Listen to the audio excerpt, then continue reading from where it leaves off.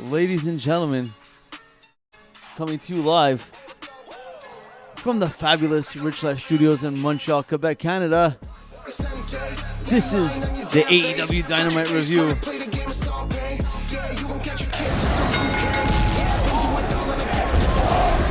Frank Jofo, take it away. Here we go for another edition of the AEW Dynamite review. And yes, my name is Frank Jofo, and I'm here with Selecta Brew and Alex Deluxe Package. Elite. Is that the Elite package? Deluxe? Anyway. He's deluxe. He's elite. He's too sweet. Maybe you should be doing the intros from now on, but great to be back here. We had a big night in AEW Dynamite. Big title match. A big face-off between Jericho and Brian Danielson. I always get those two guys screwed up, even though they're the same person. But what a great night of professional wrestling. And we're getting closer and closer to the big night in Toronto, AEW Canada, their debut event in Canada. What happened? We just lost Alex temporarily. I'm sure he'll be back. That's he'll okay. be back. Okay. But yes, we had a great episode of AEW Dynamite here. And we'll give it a second or two before we dive too deep into it because Alex seems to have been disconnected. However, before we start tonight's show, we're just going to talk a little bit about what's going on locally fast because it kind of ties into AEW and the Nightmare Factory. Yeah. And that is that this week, QT Marshall himself will be judging the finals of Wrestling Academy. Yes. Right here in Montreal, Quebec, Canada, hosted and held by Jacques Rougeau himself. You could go catch out the semifinals, which are right now streaming online on Jacques Rougeau, the Mounties YouTube channel. Yes. So go check that out. And that being said, Alex is back. Alex, just Sorry hold on. Don't worry. I'm just catching the viewers up on what's coming up in the AEW/AEW Canada World / the Nightmare Factory. So I was getting at that this week, QT Marshall will be judging the finals of Wrestling Academy to pick out 4 participants that will be going to the Nightmare Factory in October, or just after October, I believe. However, those 4 participants will also be at AEW in Toronto. So that's huge news for everyone in Canada to look out for your favorite Canadian wrestlers. They'll be in the finals this week. You could check out the semifinals right now on Jacques Rougeau's channel. Tickets go on for sale if anyone is in the Tickets Toronto are sold area. out. I thought you about Wrestling Academy because that's sold. Wrestling Academy sold for out. AEW Canada for Dynamite, the 2-day event in Toronto. Tickets go on sale this Friday at 10 a.m. AEWTix.com. We will be in queue in that lineup to get tickets for that event as well. Hopefully and knowingly, in my heart, I know that Jeremy Prophet and Jessica Black will be representing Quebec and Lutte Academy in AEW at that event, which we'll be very proud to see. But things are going to be getting it's the finals. The final round is this Sunday, and we'll see what happens, man. Anything can happen. Anything can happen. Just like right here on the AEW Dynamite Review live every Wednesday. Well, you know what? I think that's the moniker of tonight's AEW Dynamite. In anything retrospect, can happen. Anything could happen, and anything did happen. Anyone could be here, just like Ivan himself, Circle of Debate, and Brett Fart in the chat. What is up, everybody? What's going on, everybody? Thanks for coming out and subscribe to our good friends at Circle of Debate on YouTube and on all over social media platforms. Thanks for coming out. And Brett Fart, I don't know where he comes from on social media, but if he does have a social media platform, go follow him. Very good supporter of our channel. Don't assume it's 2022. Who knows? She. He, she. You never know. What is it, pronouns or skeet or whatever. Anyways, let's get into the action because what we do here every week. What do we do here, Alex? Do we entertain? Or we try. Are we podcast entertainers? Well, we're still trying to get or are we professional podcasters? We're entertaining to the point where we want to get those press passes. Those press passes. Yes. We want those press passes for Toronto.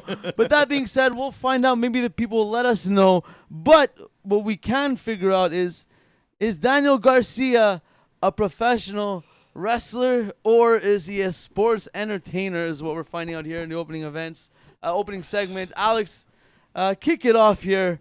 Won't wait down here to open it up and. Well, I should have said I would love to kick it off, but I actually didn't see the hour. No problem. I will kick it up. I'll kick it off. I'll kick it off. So I'm caught up with what happened though. But yeah, what happened? You were watching Shinsuke Nakamura dark matches with Claudio? Exactly. Too busy watching dark matches. Yeah. But you know what? Well, as I say that, Alex was at the WWE SmackDown on this past Friday. We'll talk about that later. He was there live for the SmackDown, where it was a pretty crazy weekend for Canada wrestling for WWE. But we'll talk about that later. But tonight, how did it start, AEW tonight? It started off Chris Jericho, of course. Music hits. Dynamite starts. The Aussie music hits. Jericho hits the ring. He's standing there waiting for Daniel Garcia to come out. He comes out. Face to face, we get a good old fashioned. Did he come out by himself? By himself, his own music. Okay. Not the JAS music, his own Daniel Garcia branding, let's say. Who came? Daniel Garcia. Okay, Daniel Garcia came out with the Jericho music. No, with his own music. Oh, after Jericho. So that's a little. That's a little thing just to remember that. Yes. It's a little. Yeah, Okay, so that's and you'll good, see that's why good. because Storyline is progressing. I like storyline that. is progressing. I So like that. Jericho calls him out. Tells him like, listen, I was happy for you in the moment. You proved how good you are, blah blah. You did something wrong, and you put your hands on me, and you don't do that, and it just. Well, you don't. You don't. And he told him, just admit you're a sports entertainer. As the crowd is chanting, "You're a wrestler!" like chanting, like overwhelming. You know. This is Jericho at his best because but this is what he's putting somebody over, like perfectly right now. And this with is Daniel where Garcia.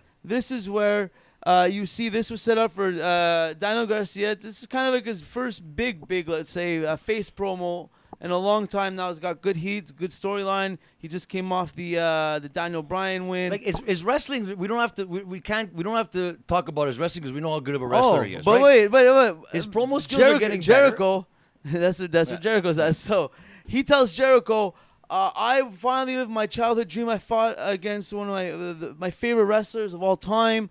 Someone I look up to. That was a moment. He's talking about Bryan Danielson. Yeah, right, I won. I was taking it in, and you ruined it for me, Jericho. You ruined it.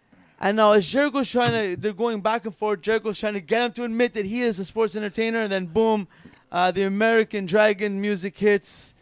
Out comes Daniel Bryanson. Brian Danielson. Even you did it. We did it to ourselves. You did it here too. I go to American Dragon comes out. It's so much flows easier. And now he comes out, and he just assures Daniel Garcia out, you are a professional wrestler. Don't listen to this guy. And from there, it leads to he's confused. Don't put me on the spot like this in front of you, like my mentor, and in front of someone I look up to. He's talking to Jericho's mentor, and and Danielson. Jericho is his mentor. Yeah, Jericho is his mentor. Because I think Bryan Danielson is his favorite wrestler. Exactly, and he said Danielson is like who he looks up hero. to. It's like his hero. Exactly, his hero is what he said. And so he's confused. He can't figure out. Don't put me on the spot. Boom, he leaves. Leaving Danielson in the ring. Actually, sorry. He tries to leave. Jericho goes to hold him back. Turns around, shoves Jericho. Jericho falls, and he does the immediate, oh my God, what did I do? Like, so traumatic, you know? Like Daniel Garcia? Yeah, because he shoved Jericho, and Jericho fell. Like he regretted it. Yeah, right, immediately. Jericho's lying on the floor. He's looking up. Dramatic scene. He leaves, and now Danielson's just standing there chuckling, laughing at Jericho. Jericho dusts himself off, I guess I'll say, gets up, and straight up just challenges him to a match September 4th at All Out. So this whole I like how this story's progressing because it's kind of based on Daniel Garcia, right? But it's the secondary stories with Jericho and Bryan Danielson in a match that is it going to be for whoever wins gets custody of Daniel Garcia? No, they didn't say the match. That was they did a decently smooth transition. Is there like here. a speculation The match between these two has nothing to do with Garcia. Okay, but it subliminally it does though, right? No. It was just a way to have a segment and tie in another segment to build this match. Like this was more Jericho and him. Jericho said, "I made you tap out already. I put you. Exactly. I took you out already." Okay. Exactly. And so this is a straight up fight between them. Danielson just laughing at the fact that Garcia now is like trying to leave Jericho, but this match has nothing to do with that storyline. I think that Daniel Garcia, like I said before, like wrestling matches, the guy has nothing to prove. The guy has proven everything. Yeah, but you know what? Doubt. But now can he get people interested in his matches without the star power around him? Is what we need to see now. That's the what key, right? That's what they're working on. Like I said before in the past, it was the same thing with Wardlow. Wardlow had the MJF effect. Now he doesn't now, right? So it's a lot of these guys have that little the little star power next to them, and now they don't. So we have to see what happens now. You know what? Daniel Garcia, but I think it'll be fine because this is a great. It progresses the storyline because he's in the storyline, but he's not in the storyline match. So he doesn't have to worry about that little. Again, this is one thing. When they do it right, AEW, I like that they do it because it's shades of the old WCW days when they started overtaking WWE. Was those multiple storylines going on? Sometimes some are on the back burner, then another one comes to the forefront. Not even that. Sometimes multiple storylines mixed in. Sometimes they do it too much. They're mixed in together. And sometimes they do it good. Sometimes they do it a little too much and too fast in AEW, but for better or for worse, like those. You never know until you do it, right? Exactly. Sometimes you have 4 or 5 storylines like this. Maybe one will work. Well, like I said, this one is working. You figured that it would be a Garcia coming out, feuding with Jericho, and it would immediately lead to some sort of match. But they swerved us at least that we don't know what's gonna happen with Garcia and Jericho, but we're getting a match. A big marquee match, let's say at. So do you think that Daniel Garcia is going to have some kind of effect in that match at All Out? There's going to be. See, like if he's gonna come out, is he gonna help Jericho? Oh yeah, of course. It's gonna be like a confusion thing. Like if Jericho loses, it's gonna be not clean. It's like because the Wardlow Garcia did with MJF kind of thing. Like is he gonna help MJF? Is he gonna help? Kind of thing. I believe. Yeah. I believe. Yeah, and it's good. The storyline, just like I don't know if this is gonna sound cheesy, but it's like kind of like Daniel Garcia is stuck between good and evil, and Angel and the devil. It's like that classic tale of. Yeah. You have to choose right or the wrong way, but depending on whose perspective, which is right, which is wrong. I think in the long run, I think he's better. Like he's been playing a heel, right? Obviously, Daniel Garcia right now, right? But I not to say that it's not working, but I think it'll work better him as a baby face than a heel, and I think that the progression is coming very slowly. It doesn't have to happen overnight. It's gonna happen, and when it does happen, I think it's gonna pop off that. And people like they enjoy him in the ring. Like people love to see him wrestle. And like I said, his promo skills weren't the best. I used to make fun of him. I was giving him shit. I was critiquing it every week. Yeah. But they are getting better, and that's what it is. You have to give him time on the mic, and you'll get better. You know what? It's funny you say that. It's funny you say that. Before we move on, just to do a little cheap plug, but also because someone articulated this so very well and so concisely, and that is. The one and only, the harbinger of truth, Jeremy Prophet. On this week, he appeared on the Rise podcast, a local Montreal podcaster. Also, go check it out. And I was listening, and Jeremy at one point said it very nicely, very simply. He goes, "Nowadays, we're always getting some people, a lot of wrestlers that the story about them is always like they have this, but they're lacking that. Yeah. This, and they're lacking this." And he goes. It's very rare nowadays that you get that person that you see and it's like, whoa, he's got the look, he's got the skill, he's got the mic skills. Yeah. He could get people interested. The total package. Yeah. And Jacques Rougeau himself, more than one occasion, and many people have said, Jeremy Prophet is the total package. You know what? Like I said, it's not to be biased, not to put anyone down. Exactly. He's not to put anyone down, but there's a lot of guys, and that's the thing of the debate about Daniel Garcia, not amongst us really, but generally in the wrestling world, and that's always it. He is a good wrestler, no doubt. Yeah. But we just said it here. Can he do it without the star power? Can he do it on the mic? Can he get people interested? That's one thing. And, not to harp on it, but that action figure look, that's hard to come by too. And like I said, that's a Wardlow thing, right? Yeah. But then could Wardlow talk? Yeah. Could Wardlow you know what I mean? It's always that So you question. check Like off those they have boxes. those 2 boxes, but that third one's not Yeah. checked. But it's a very rare nowadays that you see a total package. So AEW Universe, watch out It's coming, for man. Jeremy It's coming, Prophet. man. And let's move on from there because, man, we're just excited. Yeah. We're just excited here. Representing Canada, representing Quebec. It's gonna be a big weekend. I can't It's wait. so close, man. It's so close. But speaking of so close, September 4th, it's going down. Jericho and Danielson. And I feel like it's already so close. I feel like the AEW pay-per-views are so far spread, but they come so quick when they come. It's true. I feel like they start promoting it like right before it's about to happen. Think of it. It's, Not it's 1 promoting it, week but away. promoting building the matches. They don't do for a company that's 4-month storylines. I mean 4-month pay-per-views or whatever, or 3 months. Sorry, or whatever it is. Yeah. I feel that they really just ram the storylines for that pay-per-view starting. You know what 2 I think? weeks I think before. that they know that they could sell that pay-per-view either way. Whatever happens, anything that's on the card.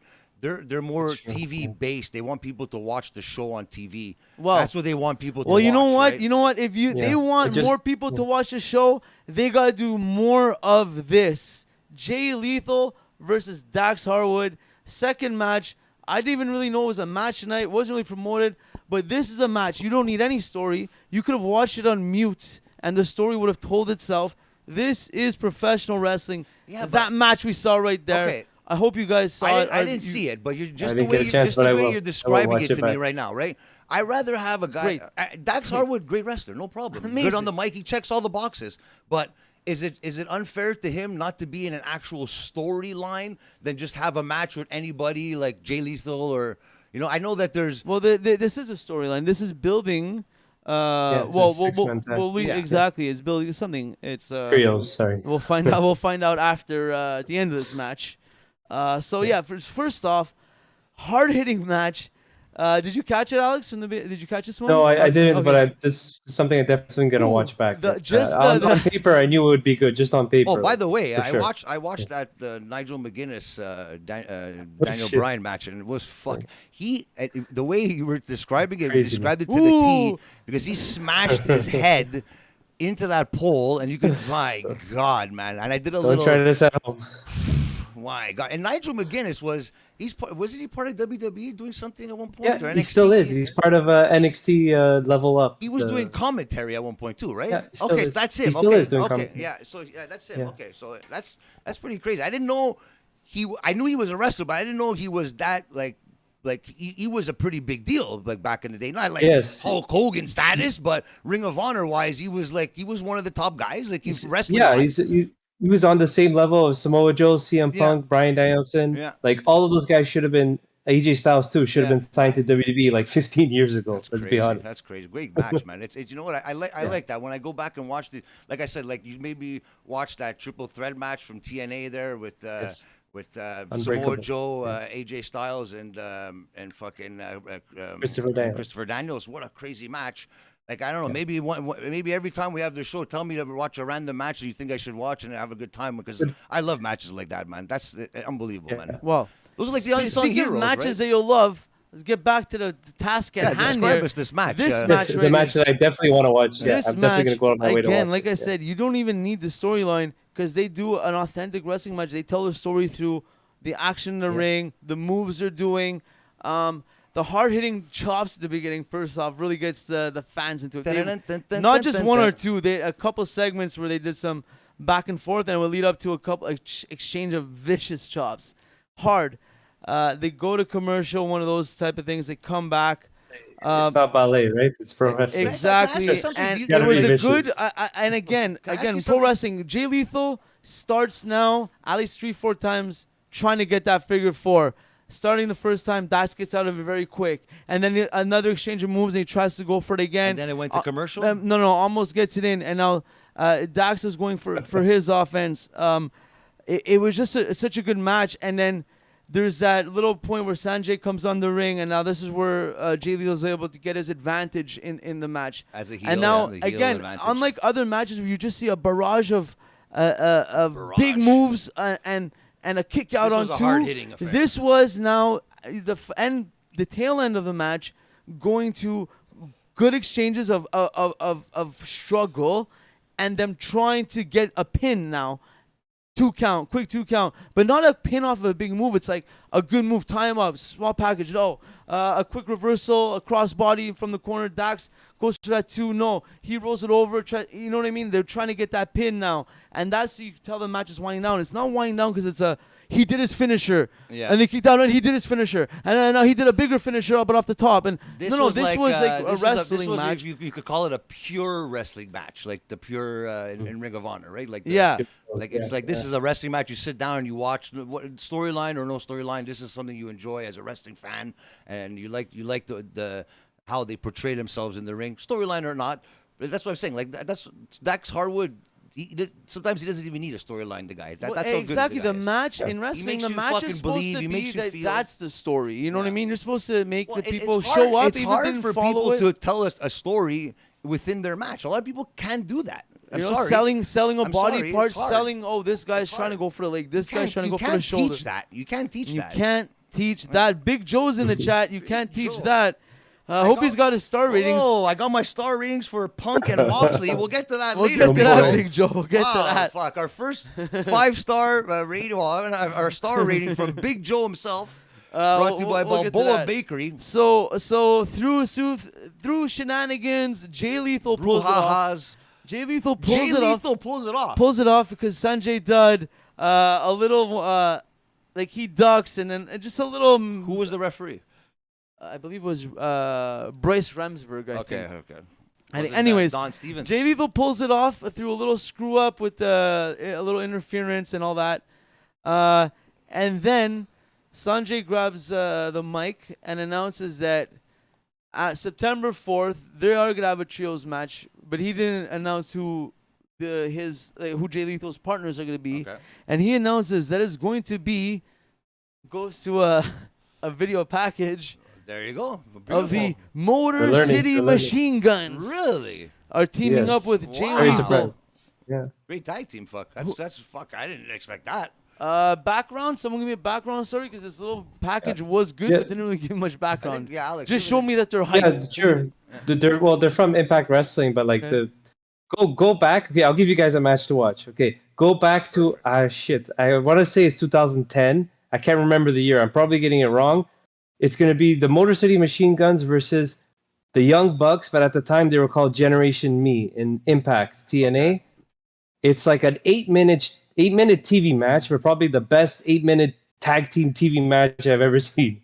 All right. Go out of your way to watch it. I think it was their debut, the Generation Me, the Young Bucks, or roughly when they. Okay, that's their debut in TNA. Yeah, or maybe if it wasn't their first match, it was one of their first matches that they had, and they had a series of matches with the Machine Guns. What were the Young Bucks called in TNA? What were they in? You ready for this? Generation Me. What the hell? Like me? Like there a story behind that? Me, yeah. Is there an inside joke or something? Because I know how these guys work. I don't know, but their names are Generation Alex, as in you. N-E. Because I know Young Bucks, they like to fucking troll people like that. Like, I don't know. Yeah, but it was like Vince Russo booking at the time, I think, and they changed their names. That's all you have to say. Yeah. But so that's a match to watch. So that's the match of the week, fuck, right there from Alex Deluxe. I think it's still on YouTube. It might still be on YouTube, but it's worth watching. And definitely check it out. Yeah, well, you get stamp of approval from Circle of Debate. They say yes. Why do I always good match? At one point, I always thought the Motor City Machine Guns were I always because I got them confused one time with what was the tag team that Jason Alexander and Ethan Page were? Oh, the North. They were the North, right? I always thought it was them, but then obviously I figured it out, obviously, but they've only been in Impact Motor City Machine Guns? I don't know. I mean, they've been in other indies, but that's really where they kind of formed. Okay. But I've heard good things. I heard good things. I haven't watched matches of them because maybe I have, and I just haven't fucking got excited. They actually had an excellent singles match against each other recently on Impact Television. Chris Sabin versus Alex Shelley. Okay. Very good. It was for a #1 contenders match against for the not was it the pay-per-view or the TV special that just happened? I think it was Emergence. Who are the guys? Who's the tag team? What are their Yeah, names? it's Alex Shelley and Chris Sabin. Okay, Alex. Okay, I know Alex Shelley, Chris Sabin as well. Chris Sabin is actually perfect. You know what? I'm gonna watch former TNA World Champion Chris Sabin. As a tag team, that's a crazy tag team. But even singles wise, they're killer fucking singles competitors too as well. Amazing. Yeah.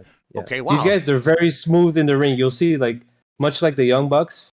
Their double team moves are very quick, very smooth. Well, like they're always on the same page. If they're as good as they are in singles matches, I could just imagine how good they are in tag matches. And wow, okay, great. That's good. Good to see. Well, you know what? I guess the forbidden door is still open here for whatever's happening here. Yeah, it's good news. It's a good sign. Yeah, it's a good sign. With Impact. It's good. Ivan says when they do FTR. Yeah. Ivan says they're Wrestling Society X also. Oh yeah, I remember that. Years ago. In other indies. And now you know. And now the more you know. The more you know. But what we didn't know that we know now is that Thunder Rosa is injured. Okay, does she get injured on the indies or because that's another thing too? Like a lot of people. Pause for 1 second. Speaking of indies, bro, that match of Jon Moxley with that guy jerking off in the ring. Oh, Effie. Come on, man. A lot of people have been bashing GCW lately. Even Bully Ray's been bashing them too. But that's that's Joey Janela's fucking baby there, man. It is what it is, man. It gets people talking. Yeah. And if you're talking good or bad about it, hey, you know what? They're doing their job. That's all it is. It's a glorified big time indie promotion that doesn't get enough credit because they do have good matches. They do have good matches, but they entertain as well, like in matches like that. And so are you saying Bad Boy Joey Janela and GCW are sports entertainment? Well, it's like Nick Gage too. Fuck, he's supposedly Nick Gage is putting his career on the line against Jon Moxley in a title versus career match. At the next event. Yeah, so there you go. And lately, Bully Ray, Bubba Ray Dudley, has been bashing them and saying it's a glorified ECW organization, calling everybody out and fucking. So you know what? Talk good or talk bad, man. At least they're talking about. But I feel like if you are an ECW legend like that, you should kind of embrace it and be like, you know what? Like, they're kind of paying homage to us. Like, let me kind of like. I think Bully Ray's thinking that they're putting a bad name on the hardcore side of it, kind of thing, right? So I don't know. Yeah, but I think you have to talk shit about it in order to get booked too. So maybe he wants to... exactly because that's how you sell fucking tickets. That's how people fucking flock to the fucking page or the social media. It can't be a love fest all the time, right? Exactly, it can't be a man. Exactly, man. Yeah. That's the way it is, man. It's genius, man. Great. I love it. Did I get this correctly? Because people get offended too easily, right? Like, oh, well, you shouldn't be talking. Like, come on, man. Come on. It's 2022. It's professional wrestling. Do we think about this when fucking when Stephanie McMahon was getting abducted and fucking stalked and come on, man, date raped and married on Raw? I did it for The Rock. His own cousin ran him over with a car. Nobody felt bad. Like, come on, man. Stop, man. It's professional wrestling. In the end, it's professional wrestling. Mae Young got put through the tables off the fucking off the my stage. My grandmother got power bombed off the stage with a neck brace onto a table. Come on, man. Anyone feel bad? No. Like, they were cheering. Devon Dudley said, he goes, people are sick. They're sick fucks. Yeah. He's like, I thought somebody was going to tell us to not do it because he thought it was a joke. He goes, no, you're going to do it. Like, okay. And Mae Young was okay with it. It was her idea. It was her idea, for God's sakes. So just, if people felt bad, no. But if I powerbomb my grandmother off the fucking top of the balcony, people are going to fucking tell me I'm a piece of shit. So, come on. It's professional wrestling, man. Fuck. Enjoy it for once. Fuck. Stop criticizing. Fuck. Stuff. Okay. Right. Now let's talk about someone I could criticize here. What's the next match? No, not next match. Thunder Rosa makes the announcement. Now, I don't know. Did I catch this correctly? It's going to be a 4-way match now because she can't be there. So the competitors are going to be, of course, Toni Storm. Okay, wait. Is it going to be a new women's champion or an interim champion? Interim champion. Oh, no, I was they just got rid of one. They just got rid of one interim, and now they have to. These guys are fucked. Unbelievable, man. Come on, man. The one thing that really grossed me out, like if they didn't already have an abundance of belts, they had to do it in the title match tonight. We'll talk about later. Christ. They both came out with a belt. They couldn't do that. The actual belt was at ringside, like someone's going to get it finally. No, they both had to come out with an AEW heavyweight title belt, whatever. But how did they really say love how, their freaking did they belts. say how she got injured? No, I don't believe. Did they? I didn't read anything. Yeah, she didn't really say. She was just really like, Okay, sad, because emotional. Statlander, when she got injured, they said she got injured on AEW Dark. So when they don't say it, I'm presuming that she got injured at an indie show that has nothing to do with AEW, which I always say that's the one thing that the difference is between WWE and everyone else is that you can't do indie shows when you're in WWE, because if you do get injured at an indie show, you can't come in and wrestle at the big pay-per-views or the big money matches. And this is what happens now when AEW, like, not for nothing, maybe it happens once every 4 or 5 months, fine, but you go out and go out and make $400 or $500 at an indie show to fucking put up your name, fine, it's fun, whatever you want to do it, you want to be with the fans in indie shows. Everybody wants to do indie shows. I understand. But this is what happens when you do these shows. Now you can't actually defend your title on the promotion that's actually paying you big money to be there. And that sucks. I know what you're saying, but just at the same time, like AEW is a TV product. They don't do any house shows, so it makes sense. You still have to do indies, or you can. No, still but you don't have to do indies. They're not forced to do indies. They go and do indies, right? Like CM Punk, but someone like CM Punk, Jon Moxley don't have to do indies. But they don't do indies because they cost a lot of money. Jon Moxley's probably taking pay cuts. He's doing indies fucking 3-4 times a week. He's doing it for fun. He's doing it for fun. Will Ospreay just had a sick match against Speedball Mike Bailey, I think, at Rev Pro this last weekend, which I haven't seen yet, but I heard it was a sick fucking match. Okay. But just to say, like God forbid, Speedball Mike Bailey gets injured, he's the X Division champion. He can't defend it. Like I don't know. Like I know that you're not going in there knowing you're gonna get injured, but things happen, and then like you're really taking a chance here, and it sucks because now. Storyline wise, what happens now? Like guys, it makes the women's division look even worse now for AEW now. Wrestlers used to fight like 4 or 5 times a week minimum. Minimum. But the difference is if you get injured, like that's the difference. If they would have, like they said with Statlander, she got injured at AEW Dark match, fine, but they didn't say it with Thunder Rosa, so that means it happened outside of AEW, which sucks. You know what I see? Kind of like it's kind of like there's an event coming up, big money pay-per-view. Yeah, but listen, don't go to an indie show. Yeah, but listen. Unless you got injured in the gym or something. This is kind of like hear me out on this one. Maybe Alex, you get this analogy. This is kind of like music nowadays, right? You have your label that signs you, and that like kind of gets your name out there. They produce your record, and you get like your royalties, whatever, a little percentage of that.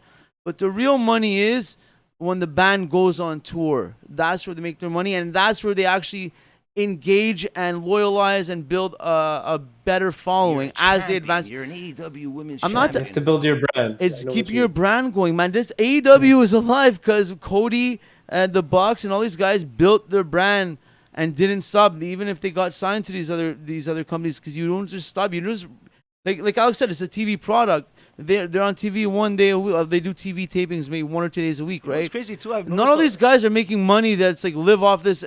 Especially like hardworking, driven people don't want to just work 1 or 2 days a week. If so, how many times do we say that we don't even see guys on TV for 2 weeks in a row? Nowadays, they show up and they just shoot a promo. Is a lot calmer now. It's not like before. But that's why. But that's why they need to keep their brand up. They need to keep active. Like, I know, but bro, even a hockey, any athlete, if they're not like at least doing an exhibition match or sparring, let's say, you could get rusty quick, right? Just for example, let's say that match. And your brand. And you got to keep your brand up. That match you saw when he was making out with Effie there, Jon Mox. Let's say you got injured in that match. You had a title match. Now, you're talking of obviously the champions. Later. Obviously, the champions don't need to be doing that. That's an anomaly. They do. Yeah. This is why Jon Moxley has his fans that are mesmerized by him, and he loyalizes them by going out and having beers. Well, not anymore, but being in those little rooms with them. He wasn't able to do that before in WWE. That's why he's doing it now. That's exactly, and that's why these fans go hard, go crazy for him. It's obviously not because he's revolutionary. It's not because he's outside of the box. Yeah. He's a copy paste of everyone he's liked in the past, and whatever. That's a different story. But to his credit, he grinds. He's out there. He's little shows build your following, and those little shows add up over the years, over time, to the point now he goes to a city. He's probably fought in every one of these cities that he's in Dynamite 1,000 times in little bars. So everyone in that arena tonight has seen him in a local event. Yeah, shook hands with him. Maybe he smoked a cigarette outside with him. Like had a convo and like they I love this guy, man. He's really cool. He's one of us. It's like like Sexy Eddie. We love Sexy Eddie. The thing is now you're doing things for what? A couple hundred people again, and social media fucking presence, or that's an anomaly. Moxley now doesn't need to do that, but Statlander needs to do that. Trent needs to do that. These guys need to do that. The lower card guys, yeah. Who was that? Who was that? IWS. Angelo Parker needs to do that. Evil Uno needs to do that. They need to keep their name up on these Saturday nights, these Friday nights. Match with fucking at C4 with fucking Stu Grayson, and Steve Grayson is doing great stuff on the Indies, and that's what it is because you're working for yourself in the end, right? You're betting on yourself. I understand, but there comes a time where you know what? If I know I have, it's like Jeremy this weekend. Like, is he going to take a booking on Friday night, knowing that he has the biggest match of his life this Sunday? No, I don't think he'll do that. I think he's smart enough to say, hey, you know what? Let me wait till Sunday, and this is. That's the thing, right? You don't want to. You can't chance it because it doesn't. Sometimes it's out of your hands. It's out of your fucking hands. What is in our hands is the live chat, and Viola Ham in the chat would like us to shout out Jack Cool from Britt City, Spain. There you go. They are from fans. Spain. Wow. Shout out, guys. All the way from Spain. Thank you very much. Thanks for tuning in. I hope you're enjoying the show. Hope you enjoyed Dynamite tonight. And if you didn't, tell us what you didn't like and tell us what you did like in the chat. Yeah, and comment at the bottom of our video too as well. Anyway, I'm very curious. I wanted to say before. I wanted to know how long CM Punk was actually out, because obviously we'll talk. We'll get to that. We're kind of because we're falling behind here. The Thunder Rosa thing is if you're gonna.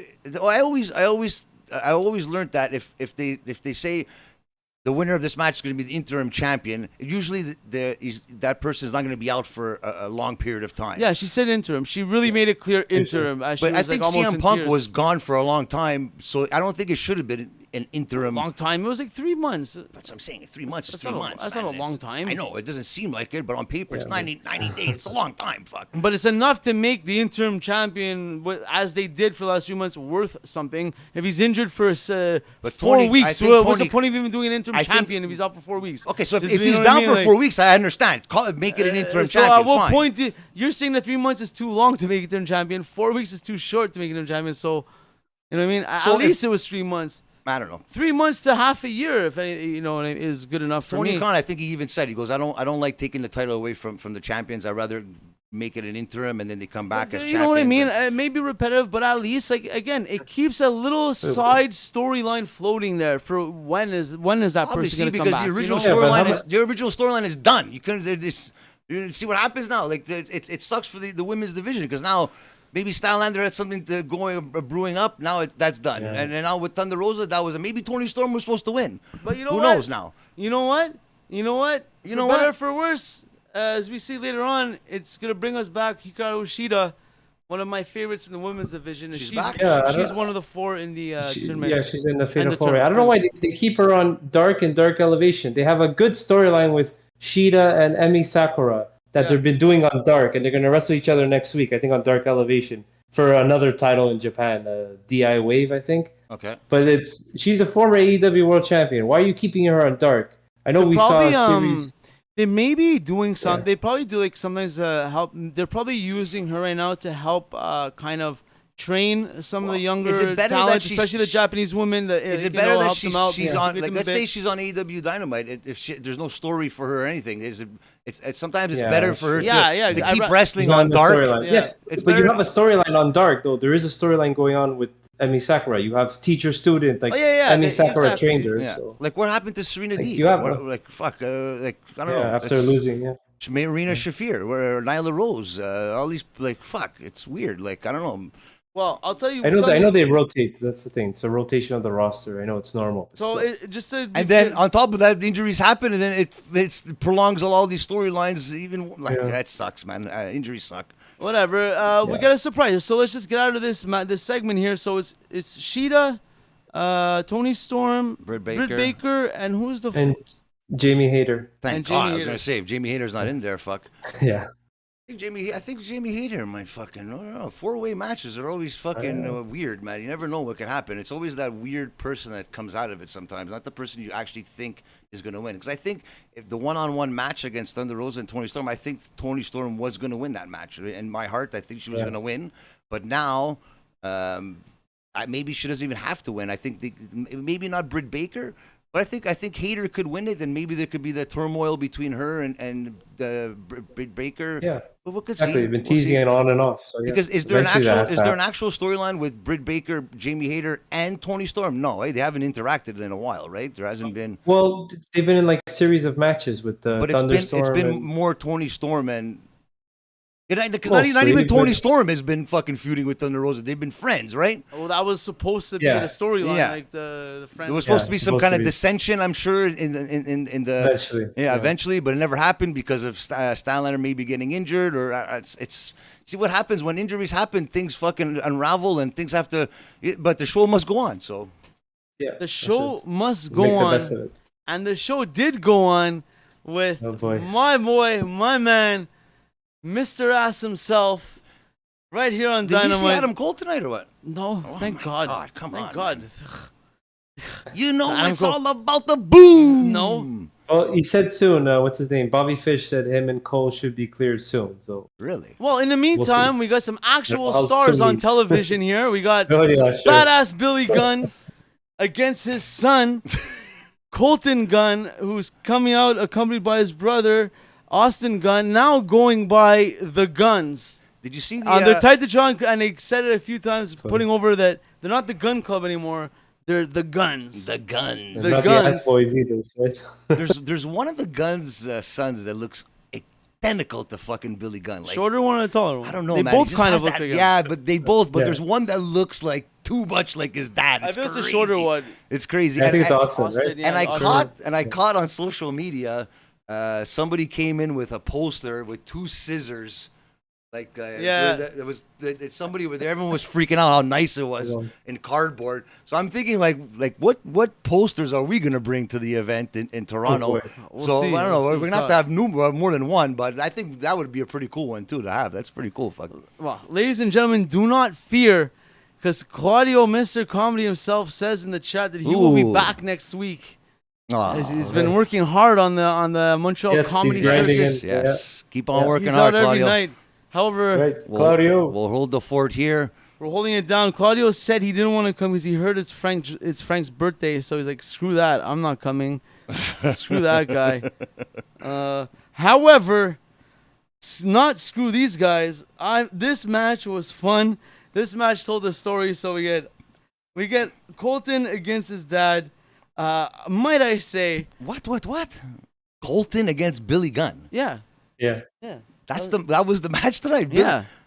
I'll This jack is something I don't want to watch. Billy I'm Gunn, not gonna go back to watch it. Out of all the guys from his era Oh, that they're kind of using on TV, Billy Gunn is the best, in shape, still mobile, for his age. still entertaining. sure. He still knows how to, Yeah, but he's a natural, right? when he he's doesn't out even there, have man, to try you like see the a guy. star. Still, like Okay, so how did Billy Gunn come out with the Acclaimed?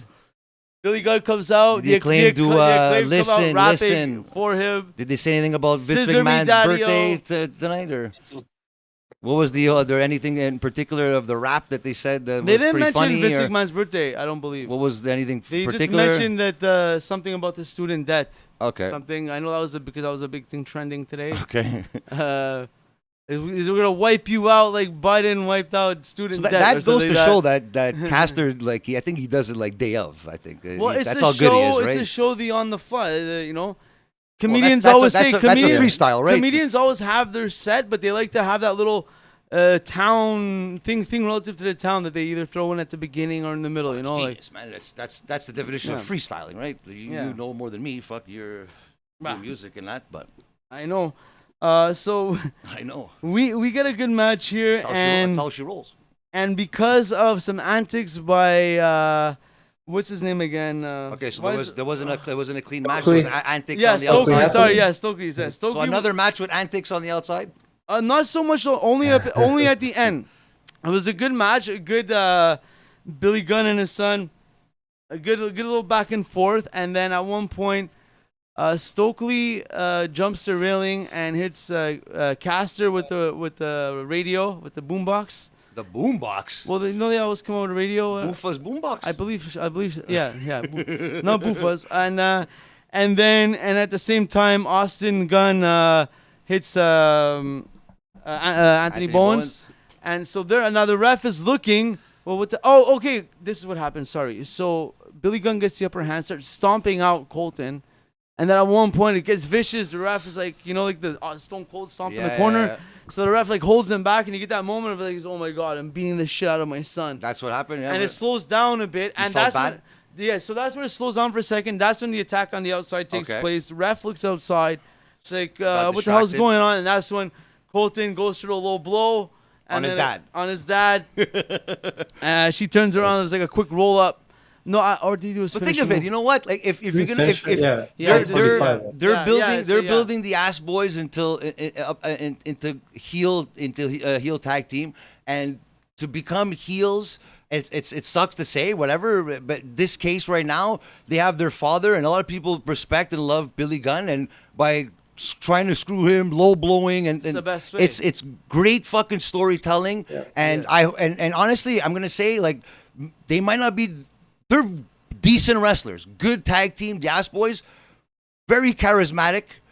But I think with this is gonna propel them into fucking they're bad guys now, which is what you want, right? You don't want to keep these teams in limbo and saying, are they good? Are they bad? Do I go for them? Do I cheer for them? No, you hate these guys because hey, he fucking screwed over his father, for God's sakes. His family, Because GR probably fucking said that's his father, So. It's good. It's good to TV. So far so good with this. Speaking of their father, so now the Guns start beating up their dad. Mean, fuck. 2-on-1. Yeah, and where's Caster and Bowens? And then Caster and Bowens come in. They start beating them up because they try to get in the ring and they have the upper hand. And then boom, you hit the whose house? Swerve's house. We get Swerve Strickland comes to the ring. To save the day. Okay.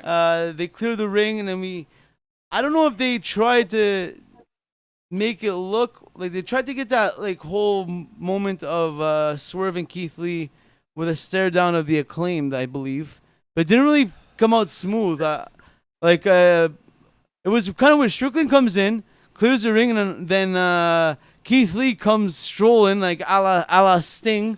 Coming to make the save, nonchalant, literally a minute and a half, a minute and a half after Swerve Bobby ran and Keith Lee. They were already dispersed from the ring, and he was already standing on the ropes. So Swerve staring them down, and Keith Lee was just coming out. So he finally gets to the ring, and they're trying to stare down the Acclaimed. They don't officially stare them down, but then they go help out Billy Gunn because he's down in the corner, and then there's Well, this is setting up to what? This is setting up to a match at we'll just skip to that part right now. Later on, there's a quick promo in the back with the Acclaimed and Strickland and Keith Lee, who say, we recognize that you guys are ranked, and that's why we believe you're what's the word he puts? Ranked what? You're worthy opponents. You guys are worthy. They're highly ranked, or they've been saying. They've been saying for the last few weeks the Acclaimed's ranked. Okay. Yeah, and so pretty much we're gonna get September 4th, the Acclaimed versus Swerve in Our Glory. Okay. At All Out for the tag team titles. So babyface versus babyface tag team match. Okay, not too excited. I don't think they're gonna lose the tag team titles this quickly, but you never know what could happen. But taking a loss, the Acclaim taking a loss in this match, I don't know. But it all depends how it all works out in this match, because it could destroy them, or it could help them. But I think it'll destroy them more than helping them in this match. I don't think they're gonna win the titles. If they do win, but it doesn't really make sense to me that maybe they could have did it as a three-way, your classic fucking three-way tag match. This is one of the first pay-per-views that the tag team titles aren't defended in a triple threat. Well, you never know. There's 1 week left. Maybe the Guns could throw themselves in there. You never know. But I don't know. It's maybe unless we see some interference on unintentional, Swerve in Our Glory going to win unintentionally with the assist of the Gun Club, or the Guns rather. Okay. Without knowing that they got the assist from the Guns, right? Well, I could already see the Gun Club already interfering in this match somehow in that match for sure, which usually happens in a match with two babyface teams. So that's it. Swerve in Our Glory, they won't know that they got the help from the Guns, so it's not like they're not cheating intentionally kind of thing. So I think we could see that happening. Either that, or maybe it's a good, the Acclaim put on a good match and they show respect afterwards, like they did to Private Party on Rampage. Could be something like that. Well, like to the untrained eye, they've been pushing fucking Acclaimed here the last couple of weeks, the last couple of months, and is this the pinnacle of them getting the titles and all the glory now for them, the road taken, and I don't see it happening right now, but maybe making this match was a bit. Down the line. Maybe they just had no choice but to make this match, maybe because. Like I said, I think FTR is in another match, so they couldn't defend the titles. There's the trios matches, so maybe they needed Keith Lee and Swerve Scott to do something in this pay-per-view. But Swerve Scott and Keith Lee, they're the tag team champions. Yeah. That's NXT the WWE name. That's what Swerve. Sorry. Come on, man. Swerve Strickland. Sorry. Jesus. But I don't know. This man might be watching, and he knows this. You guys. This looks put together quickly and. Okay, let's have this match, and maybe I feel like it's a Rampage or Dynamite match. Yeah, maybe it'll surprise us. I'm sure these four competitors are very good, but like I said, this is one of the first times the tag team titles are defended in a tag team match, let alone not in a triple threat tag team match. So maybe it'll be a show stealer. You never know. The four guys in there could steal the show. We'll see, but. To me, deep down, I can't see the Acclaimed winning the titles now, but hopefully it doesn't ruin their run to eventually winning the titles because of this match. But I don't know. Well, I guess we're gonna have to wait and see, but we'll see. Well, A-Track says he'd be pissed if he didn't have a Jofotron around them, as Alex is missing his good. His Jofotron. I appreciate that. Trax commenting on our production here in real time. Screw you, Trax. Don't worry, I got the call. The prod god does. The prod god. So moving on here, the way we like to hype shit up, we got a little hype segment here, a little hype promo for Aussie Open versus Death Triangle later tonight. Pretty much, they just hype it up. Again, everyone's been hyped for this match, and we'll talk about later if we live up to the hype. Those guys, they came out with everyone had Aussie Open has belts, right? They have belts, right? More belts. What champions are they? What's the New Japan Strong tag team? Okay. It's all three of them. No or one just tag. Oh, just Aussie Open tag titles. Okay. At this point, everyone makes fun of the FTW title. I think it's the most credible title out of 90% of the titles we see now. Is the most history behind it, longest lasting compared to all these other ones we see. But that's a subject. We might see a new FTW champion very soon. Daddy Magic. That would be would be nice to see. But pretty fucking. I don't know. That's it's gonna be an entertaining match. But you see that's why guys like that are there. They're willing to take losses, and it's cool, man. And doesn't matter. Yeah. The guy's he's not the best wrestler, but the guy's on commentary for a reason now on AEW Dark. The guy, oh my god, it's amazing! Unbelievable, so funny, and it's that sarcasm that I love that. You know what, Tony? You gotta.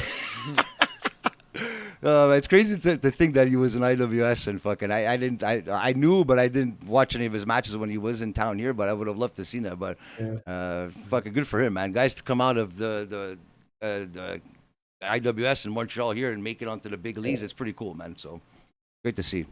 Great to see. But it wasn't great for the fans here tonight to see Britt Baker decked out in her Britsburg, aka Pittsburgh attire here, as she goes toe to toe with KiLynn King. Ooh. We've been talking about Miss King recently. The hype is there. I don't know, but we'll see. A lot of people are talking some good stuff about her. And how was the match with her? Was it a good match? It was all right. It was pretty quick for the Sounds like it was a quick match. It was pretty quick considering that how much you were hyping her up. Was it a squash match? In your opinion? I feel it did just enough to not be a squash match. Did she get any offense in at least? Or? Yeah, but I didn't really see much. Honestly, it was I left for 2 seconds. But your first impression of her, would you want to be like, oh, let's see what else she has? Yeah. Okay, that's cool. So that's what you want, right? She moves like it's not her first day, if that's what you're asking. Well, exactly. It's not her first rodeo, I guess. Alex, did you catch any of this? No, I didn't. Not yet. I didn't. It was. But I know she was there last week, wasn't she? Was she the one She was that on faced Dark. Tony Storm? If I'm not mistaken, KiLynn King. They actually showed a video package of. I know she's wrestled of a couple her. of matches on AEW Dark. That I know for sure. Yeah, definitely last year. Yeah, I know. Yeah. No, but the last week it was Tony Storm versus KiLynn King. Was it her? Was it her? Okay. Yeah. Okay. Yeah, and So she had a good showing there. They're showing her off in a perfect way, and it's like I said, it sucks because when injuries happen especially in the women's division, it's not like the men's. Like there's so many fucking there's so many things happening. There's so many little stories and components in the men's. Like you have 4 or 5 different stories going on in the men's, but in the women's, it's hard to do many storylines. And when you have one or two storylines, and then the names that are supposed to be presented in there, like a Statlander or a Thunder Rosa, get injured, things have to change, and it sucks for the other people involved. But hey, that's the business, right? But it's a progress. But I guess we're gonna have to see. But like I said, like you said, like Sheeta, where's Sheeta? Where's Nyla Rose? These are all ex-champions that are not even on TV. I'll tell you where Sheeta is.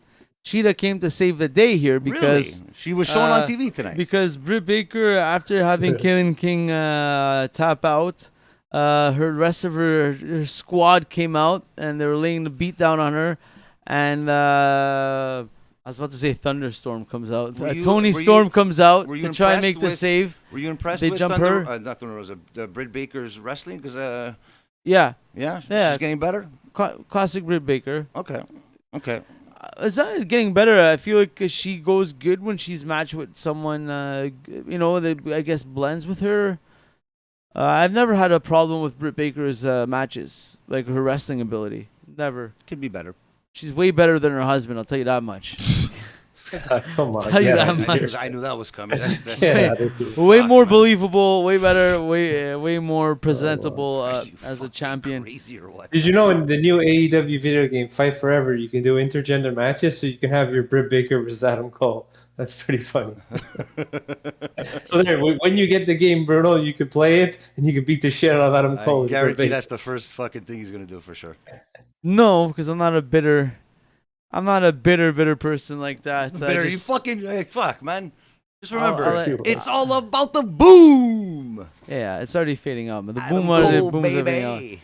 There's only so long you could write a hot entrance, my man. Only so long you could write a hot entrance. He's all entrance though. Disco Inferno had a great entrance. Hey, no. Disco Inferno's entrance got people out of their seat, my people. But you know the difference? He was a good wrestler. What was Disco Inferno's finishing move? It was kind of like a stunner. I forgot what it was called. It was kind of like a Stone Cold Stunner. It was called something. Did you remember any Disco Inferno match? Just be honest. The only thing you remember is him fucking dancing like an idiot onto the ring. Exactly. There you go. Exactly. I don't remember any AEW Adam Cole matches. You're sick. I've been watching him in NXT when everyone was drooling over him. I've watched him here in AEW. They had to Adam Cole's nothing memorable. You know what, Alex? You know what? I'm gonna say this. Not even like I complain and say you should watch the NXT matches, let alone the NXT matches. I didn't even know about his great matches in Ring of Honor before, which I fucking started to watch, and I'm even giving him more respect because. Okay, so you're just saying the guy's a has-been, is all you're telling me. If all he's good at is the only thing you can tell me to watch is his old stuff. I'm just gonna say. So was fucking Hulk Hogan? Was Hulk Hogan a great wrestler? He was fucking with The Rock at WrestleMania when he was like fucking 55 years old, whatever he was, Hogan, at WrestleMania 18. Adam Cole will not be selling out a main event at WrestleMania. Don't even put Adam Cole in the same category as Hulk Hogan. Johnny Are you kidding me? Are you kidding me? Ugh. You almost make me puke. I said those two names in the same. Just gotta quote Adam Cole in one of his promos at NXT. I think he was feuding with Karrion Kross. Oh yeah, say it. The 5-way or something. You know what they do to make Adam Cole special? They ring the damn bell. So don't forget that. How crazy what do they do after the? What does he do after the bell rings? How crazy would it have been? How pissed were you when you saw Johnny Gargano last night on Monday night and say like, why wasn't it in Montreal? It would have been a bigger ovation, I think. Eh? Yeah. Well, no, I think it was a good choice in Toronto because he has history. We mentioned the NXT. Oh against, yes. NXT or the Revival. Yeah. But you know why I liked the just quickly on Gargano is when he came out, it was so unexpected that nobody caught on. Like even me, I was doing something. I saw like there was like going to another segment, so I'm like, okay. And then I heard fucking Rebel Heart, and I'm like, what? Yeah. Am I hearing something here? Like, is this a fucking joke? And he came. I couldn't believe it. I'm getting goosebumps just thinking about it. Like, I love Johnny Gargano. It's just he's basically everyone's saying he's gonna take the place of Daniel Bryan, the underdog story, and it's gonna work big time in WWE. I can't wait to see what's in the horizon for him. And I know we don't want to spend too much on this, but. Yeah, imagine that. He shows up on Raw. So to me, it's like the only thing Triple H has to do is get Roderick Strong the hell out of NXT. He has to. Put him on Raw or SmackDown. Please. That's the last thing you have to do.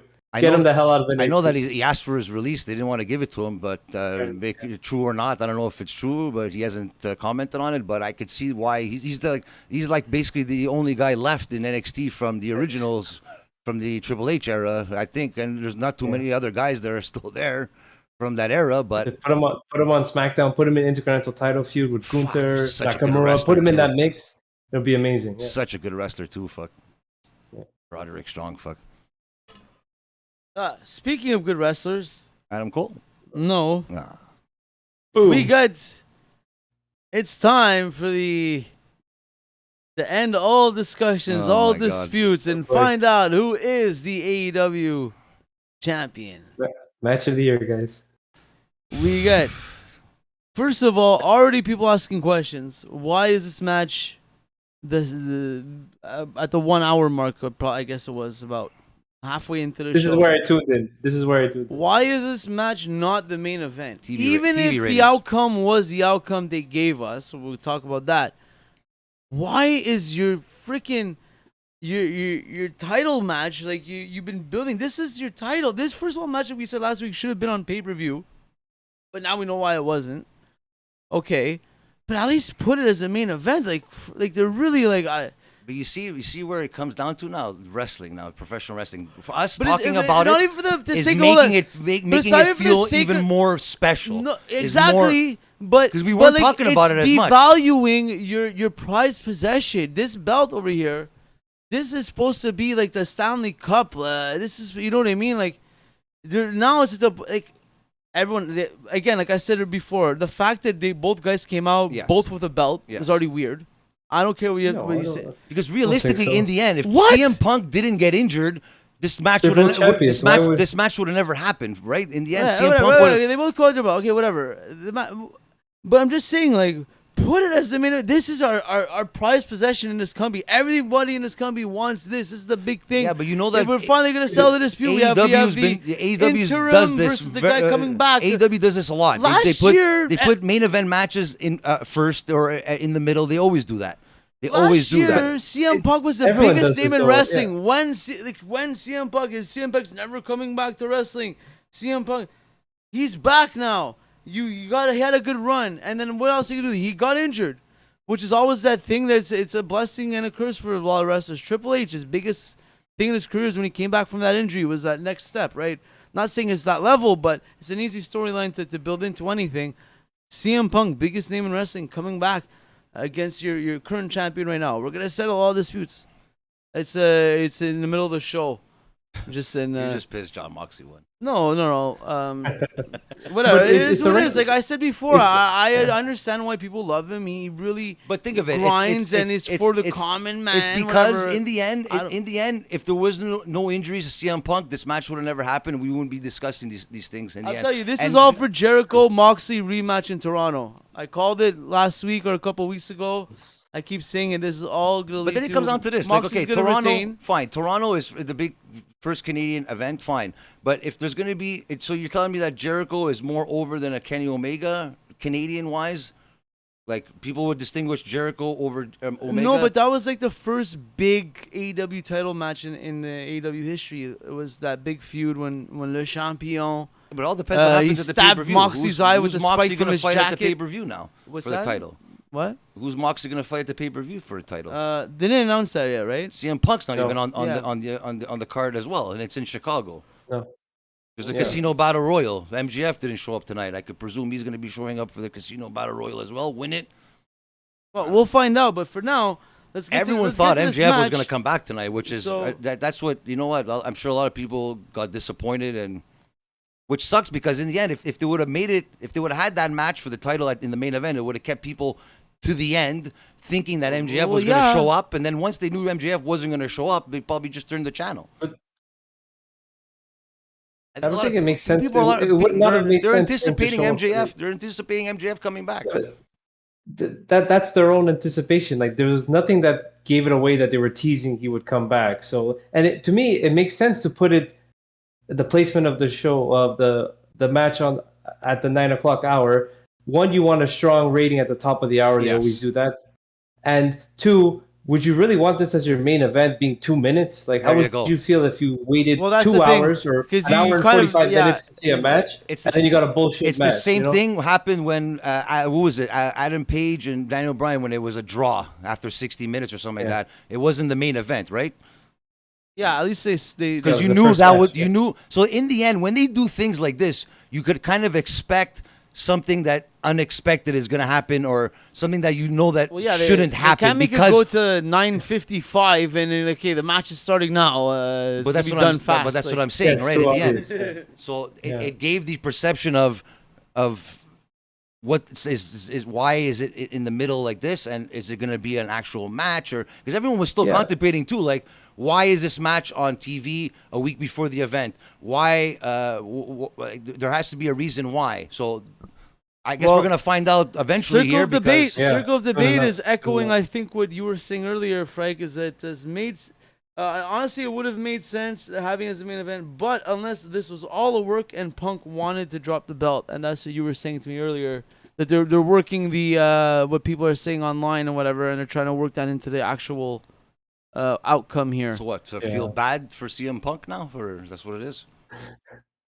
So now he's a babyface again. No, you said that you're saying how people are saying there's turmoil backstage and that he's doing. So they're playing into that's what people are talking about, if it's true or not. Because personally, I don't think it's true. I think they're working everybody. They're just because people just talk. If someone says something, and then if a couple people believe it. I hope. I think it is. I'm a big advocate for twisting reality. But, in reality, you got to think too. A guy like CM Punk, he's a fucking smug piece of shit, and he comes in, and everybody fucking is not like jealous, or it's like the WCW days.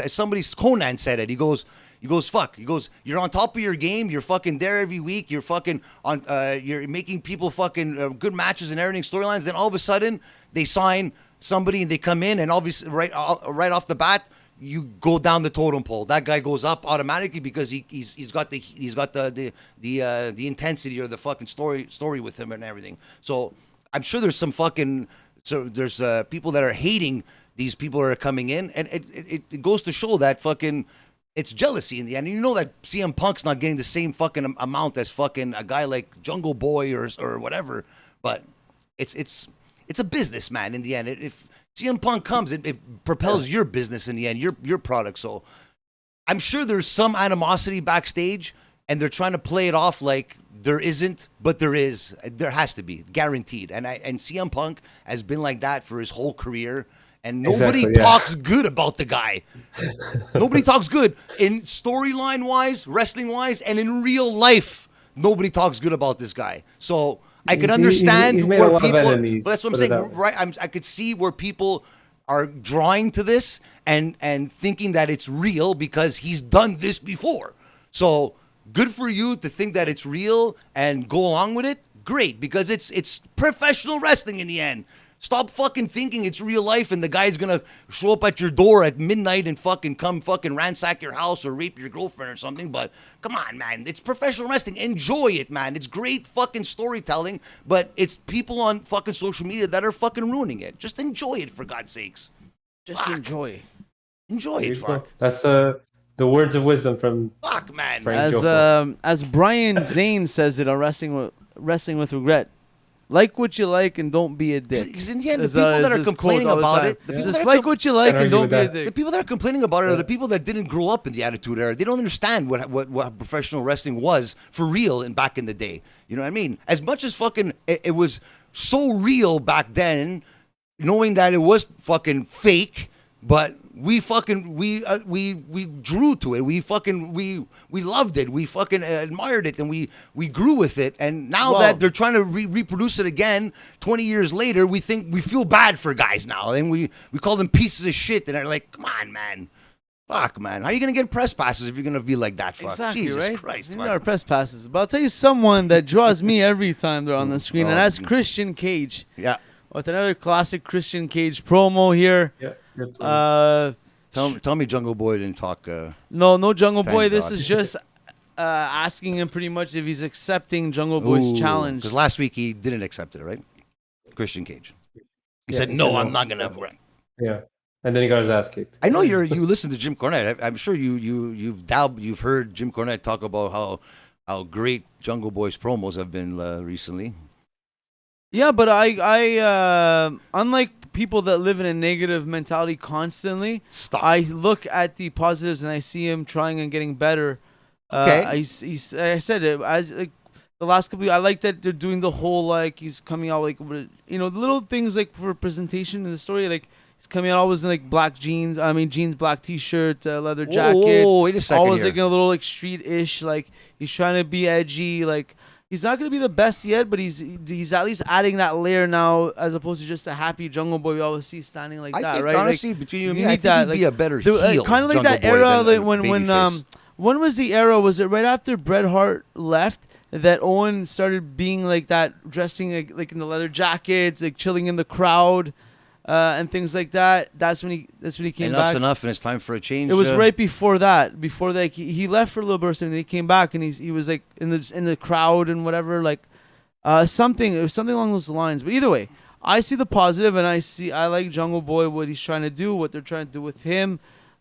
Christian is doing his best. But that's another example of clinging to, because Christian was the mouthpiece for fucking Jungle Boy and Luchasaurus. Now that he's not there. Yeah, but he's not the worst, though. He's not the worst Jungle Boy, and he's... I know he's not the worst, but sometimes it's like I said, I think it was better that he didn't talk this week, which he obviously didn't. Of course. Because last week, I think it now like, it's the match he'll do the talking. Because you expose people like that sometimes. You expose yourself, and sometimes it's better, like John Cena said, it's better to keep your mouth shut and think people that's why people that you're stupid than open your mouth and prove them wrong. So. Traditionally, they'll put somebody that's a good, let's say, wrestler, a good technician... Well, there you go. Against somebody that's a big mouth. Because a big mouth will sell the match. A la Jericho, Dean Malenko. Yeah, but right? Jericho sold that feud back in the days.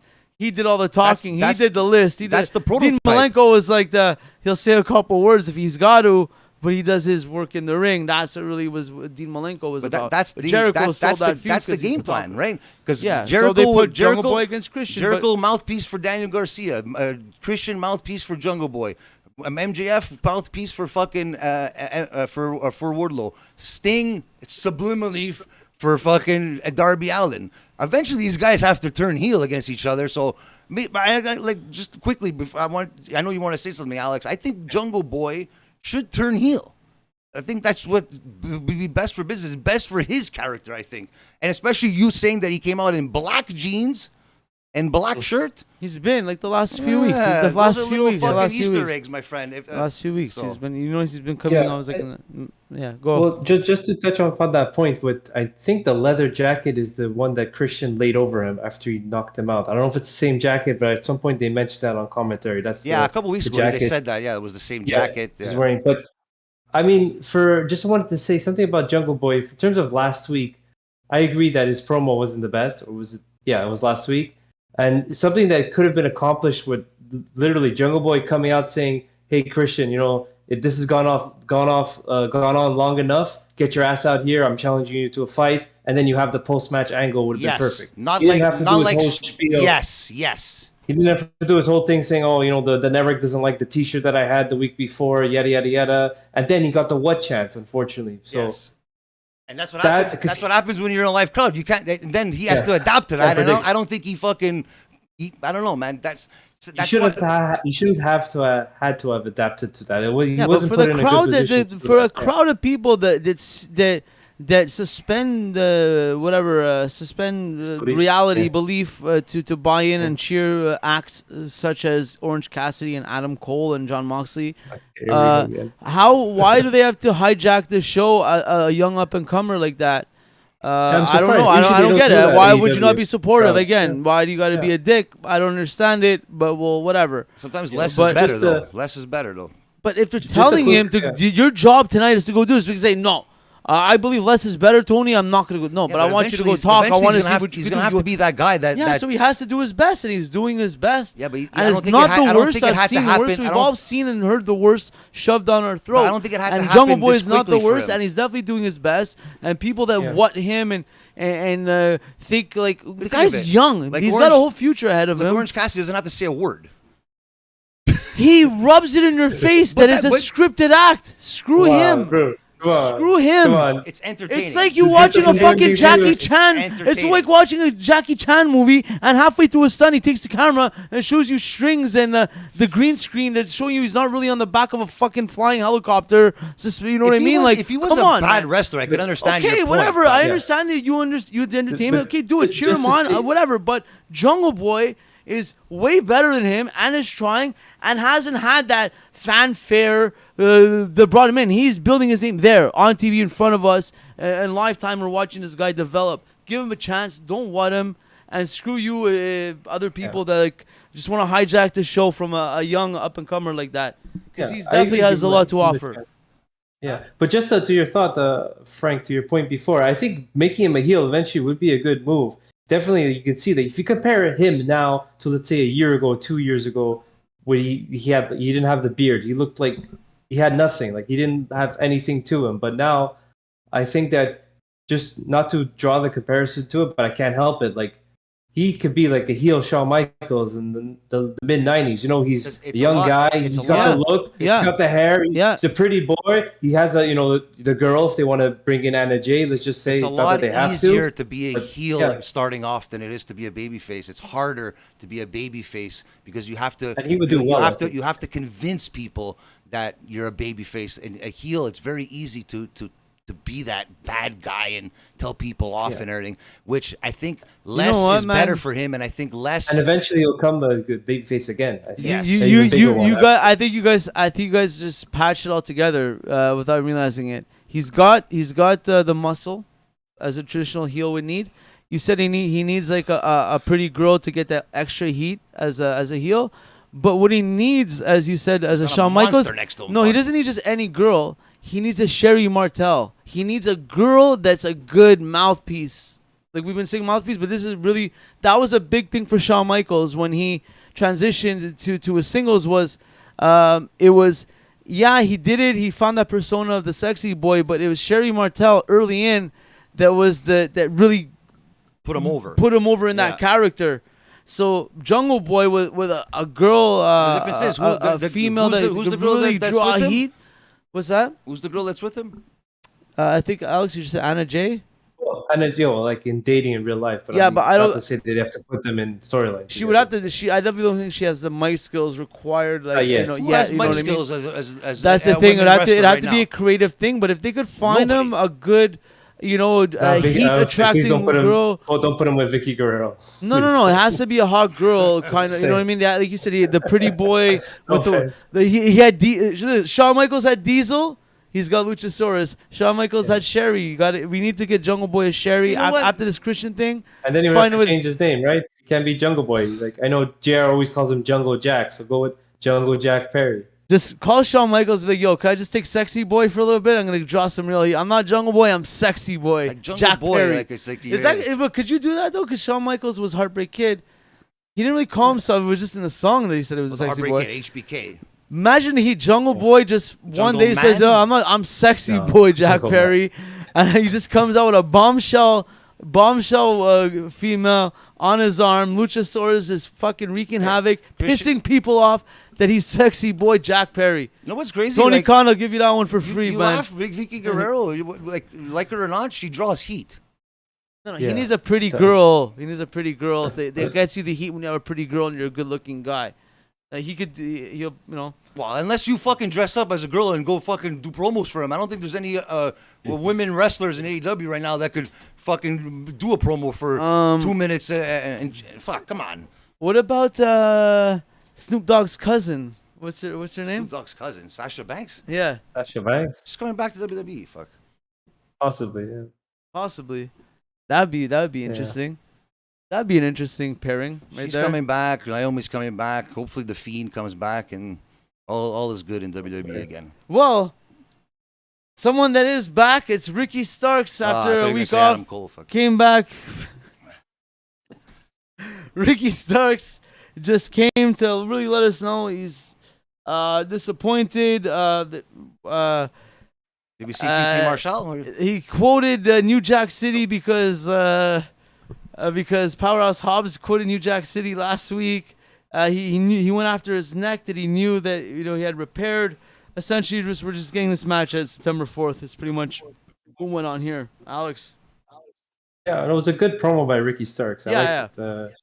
Good babyface promo. Shows a lot of passion. Did the classic freak out in the middle and take his shirt off and really lay down the he told the story well. Like him and Hobbs, he brought him in as friends. Like when he's like basically saying that when I ate, you ate. When I shined, you shone as well. Exactly. That's it. Perfect. And then you took it all away from me, and so it was really good. Yeah, you turned your back. So really good promo, quick, live on the spot. And what's good about that is that you don't need fucking video packages for this fucking storyline because we've seen not even that is that we've been involved. We've seen this story develop from start to finish, right? When they were all together with Team Taz, with Hook and everything, and it's all fucking culminated to this. And it's great. It's it's great long-term storytelling. But let's see what happens in the match because I think it will be a good match. But it all depends. And personally, I think that Powerhouse Hobbs has to go over on Ricky Starks first. If it's going to be, I don't think it's going to be a one-off match. But I think Powerhouse Hobbs has to go over Ricky Starks. So I think Powerhouse Hobbs has been taking L's from fucking people left and right that I think he needs this little push from how fucking over Ricky Starks is right now because I think Ricky Starks could take the loss and still be over with the fans after this match. So I think Powerhouse Hobbs needs this more than Ricky Starks, but who knows? I think it's not so much any one of them needs to win per se. I just think it just needs to be entertaining and a good match because this is really just over right now. People are fucking like they're drawing to him now. People are cheering. Yeah. They're louder cheers. No matter what the outcome, as long as it's a good emotional match, you really get. We're already into it. We've been into it since we saw this happen. Yeah, but this is the type of guy that everybody's been waiting for him to fucking turn babyface and become that babyface fucking. Not really. I just feel people were waiting for him to get a heel run.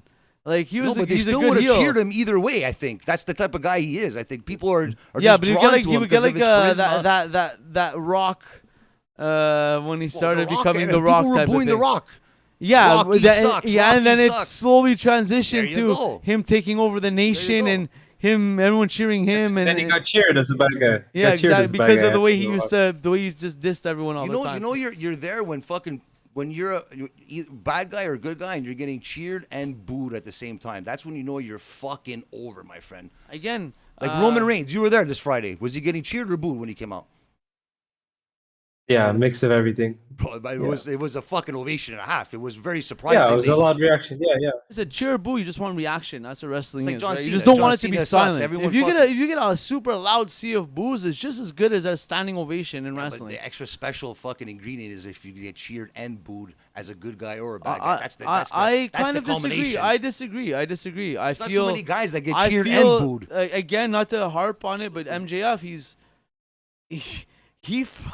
he really makes sure he gets people to just hate him. You know what I mean? In real life, on TV. When he comes back, you think he's gonna get cheered or booed?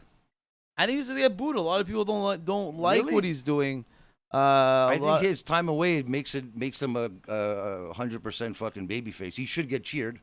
People are gonna be excited to see him. Yeah, he's gonna cheer, but he's gonna get equal boos. But whatever.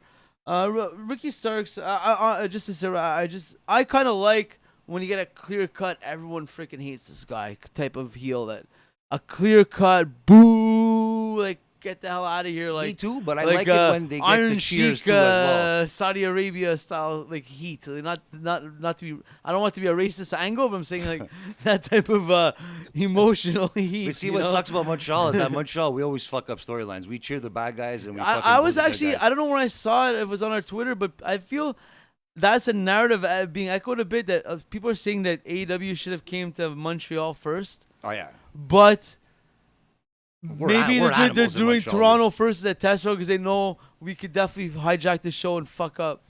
Yeah, well, I mean, they're definitely going to come to Montreal. Oh, yeah, They're they going to will, be yeah. on RDS today, or as of today, they're on RDS in French. Yeah, So yeah.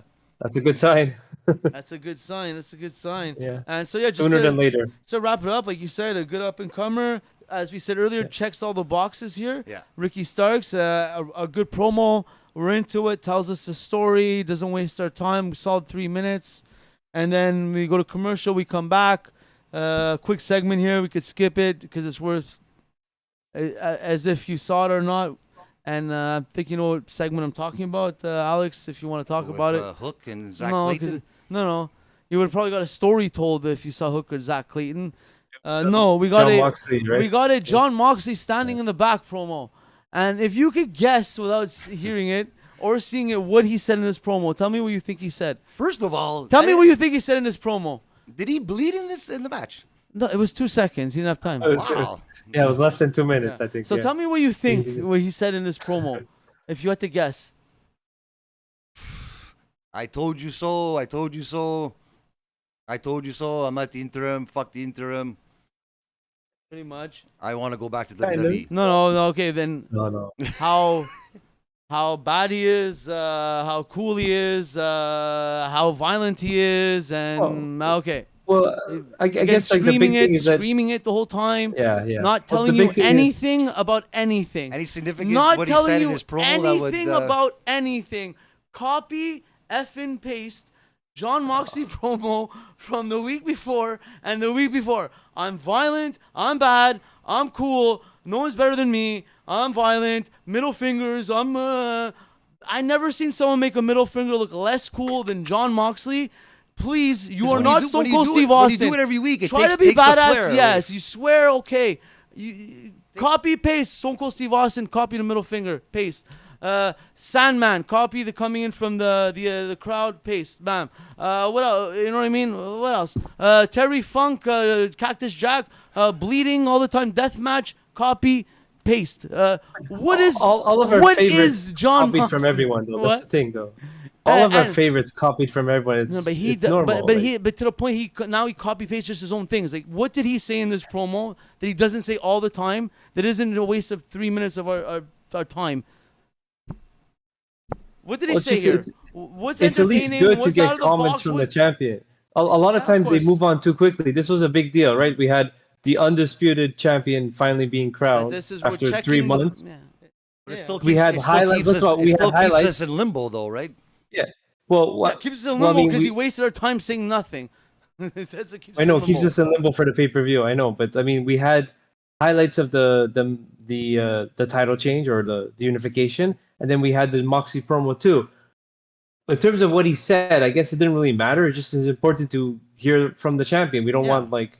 He's really got to No- make sure no he tells comments at us all. that he's violent. He's really got to make sure he tells us. But he he's did make a good bad. point. Everyone Yeah. everyone wrote him off, saying that because it was a unification match, the interim champion is never gonna win, right? So he's right though. You wrote him off, bro. I like that because I usually in the can't wait past to- we've always seen, yeah, it's always the Jericho. interim champion losing. Chris Jericho, Le Champion, please, in AEW Toronto, could you take that title off of Jon Moxley? Please, could you give us some entertainment back on AEW Dynamite? Jericho, I appreciate you. I appreciate you so much for what you did for this title right here.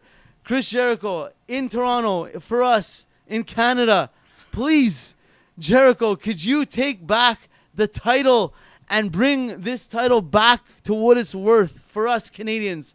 Jericho, this is a call for help. We are appreciators. I am an appreciator. Jericho, please do it for us.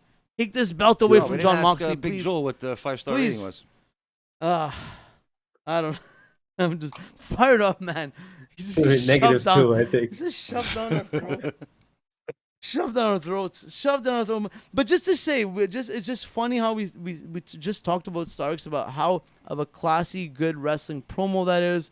He's telling a story. You're interested in this guy and whatever, and then you follow it up with this guy who is the champion, who just but he's got the back end story going with him. Mouth He's got vomits. the hype behind him, Jon Mouth. Moxley. Jon Moxley mouth vomits the same words in a different structure every time, doing different body movements every time, screaming in different pitches every time, and that's it. And tells you leave a segment having learned nothing, knowing nothing, not being pumped about anything.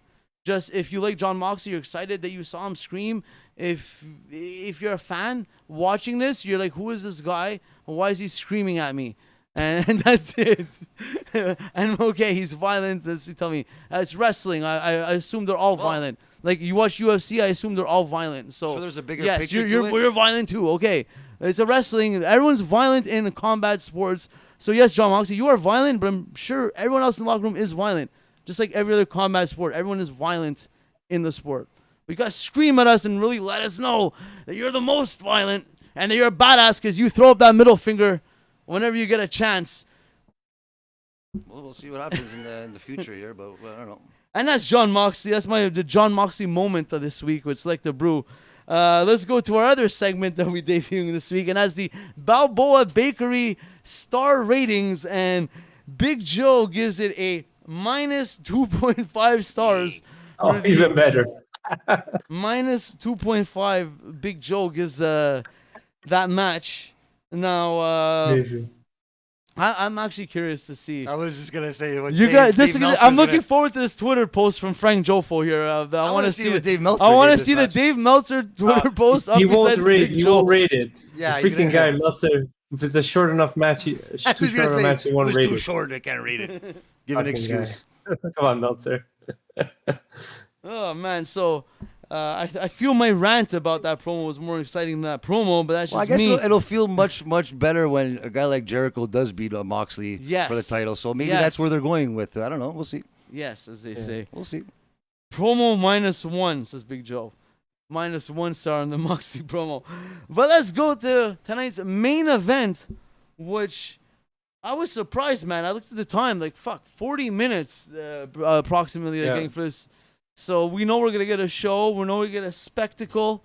Who do we have? Will Ospreay, what's his team? The Aussie Open. How good is Will Ospreay? Yes, Aussie Open and Will Ospreay's United Empire. Against Triángulo de la Muerte. I don't know why I can't get that one. We were contemplating which team would advance, and obviously we kind of knew that going forward, Ospreay and Omega being in the same ring is going to happen, and obviously we're going to see it happen after this match happened. I can't wait to see that, but to think that, like, I don't know, Omega coming back. This is like the big deal of AEW right now. This is what they're pushing, like, big time. I know Omega is, but like, coming back hurt. Well, that's they what pushed it last week. They mentioned yeah, it but too. That's what they want you to think, right? Yeah, in the end, think this is professional wrestling. Remember. It's all a work. It's always a work. And plus, it's Kenny Omega, so you never know what the hell you're gonna see with this guy. So. Always working. So I love it. Great, good. Thank you. All kinds of what we assume we're gonna see tonight. A lot of crazy spots. How smooth is Will Ospreay in the ring, though? Did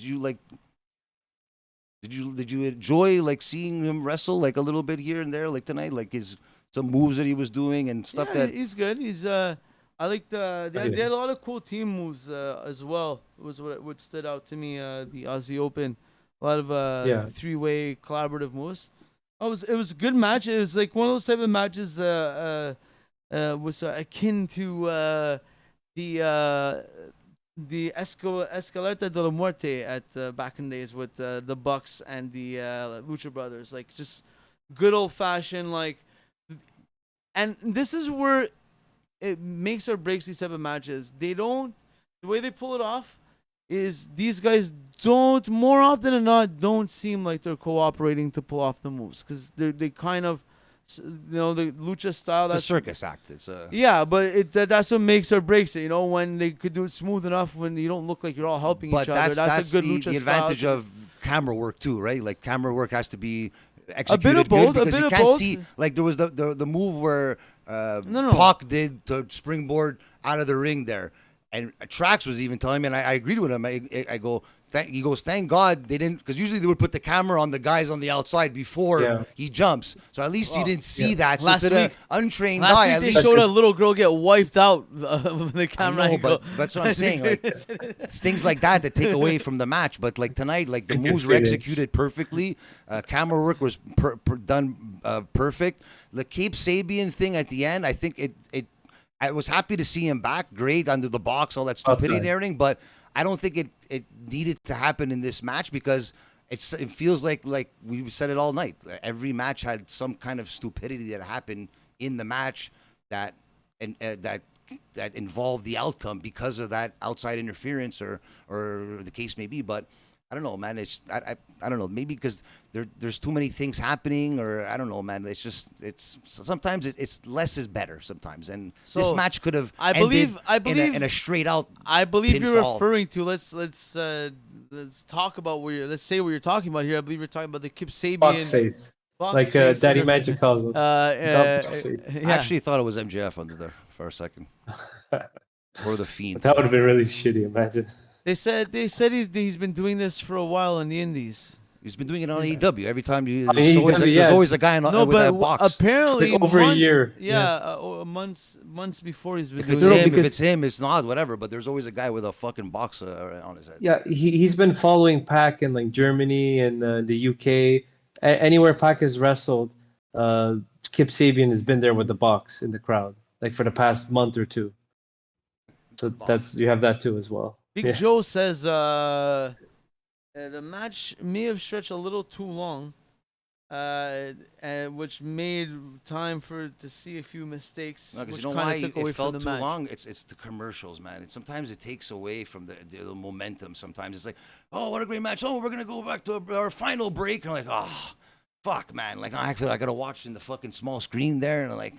This match was don't watch it. Don't bother. I know, but it's like like a pay-per-view. Like you're not. There's no commercials, right? Yeah, The difference in like mentality-wise, Mhm. like that's why like putting on crazy matches on TV.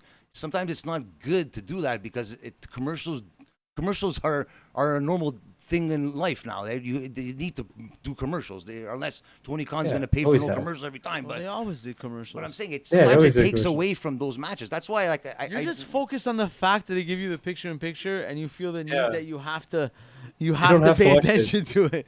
That's it doesn't exist. Picture in I picture. think that's what it is. I feel that Get doing up, that just kind of gives it a little more of a sports feel. They kind of do that in soccer in Europe. Where they go to commercial during soccer. Not during a game. Fuck. Yes, they Even do. Formula They do. I've seen Picture in 90. picture Formula One. Yeah, exactly. They do it in many European sports where it's like Really? 45 minutes. Yeah.